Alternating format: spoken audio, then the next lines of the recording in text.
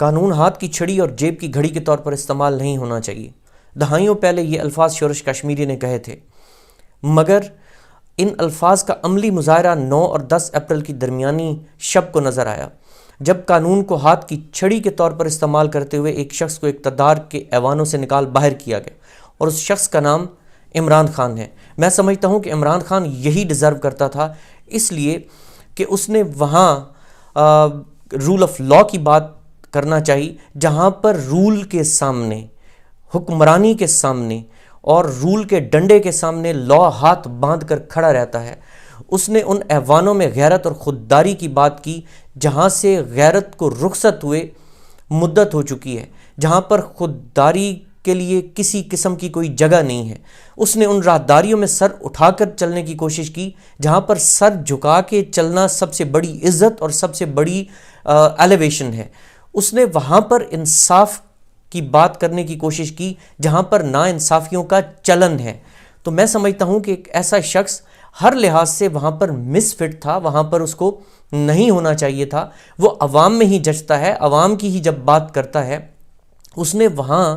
ان محلات میں عوام کی بات کرنا چاہیے، عام شخص کی بات کرنا چاہیے، عام انسان کے جذبات کی، ایک پاکستانی کے جذبات کی بات کرنا چاہیے، جہاں پر ان جذبات کے لیے کسی قسم کی کوئی جگہ نہیں ہے۔ تو میں یہ سمجھتا ہوں، جیسے بہت پہلے، یہ فرسٹ ٹائم یہ عمران خان کے ساتھ نہیں ہوا، بہت پہلے اسی قسم کے جذبات کا اظہار فیض نے بھی کہا تھا، بڑے دردناک انداز میں اس نے کہا تھا کہ نثار میں تیری گلیوں کے اے وطن کہ جہاں چلی ہے رسم کہ کوئی نہ سر اٹھا کے چلے، جو کوئی چاہنے والا طواف کو نکلے تو نظر چرا کے چلے، جسم و جاں بچا کے چلے۔ تو میں سمجھتا ہوں کہ تم اپنی جسم و جاں بچا کر وہاں سے باہر آ گئے، یہی بات تمہارے لیے بہت بڑی بات ہے۔ مگر دوستو، یہاں پر ایک افسوسناک جو چیز ہے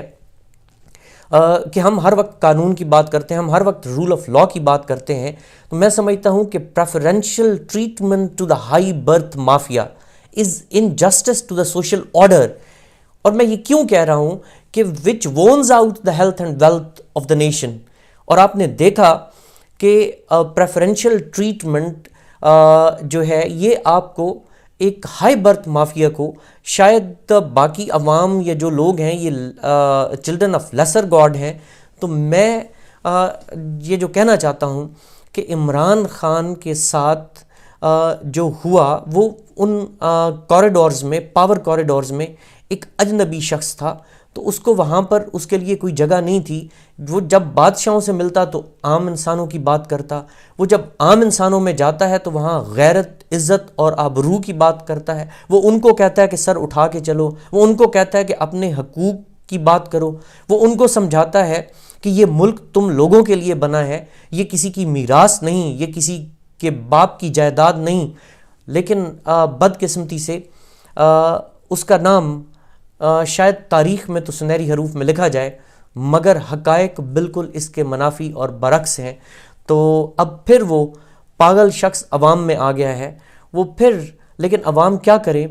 کہ عوام پھر اس کے پیچھے ہیں، اور عوام چاہتے ہیں کہ پھر اس کو 2/3 اکثریت دے کر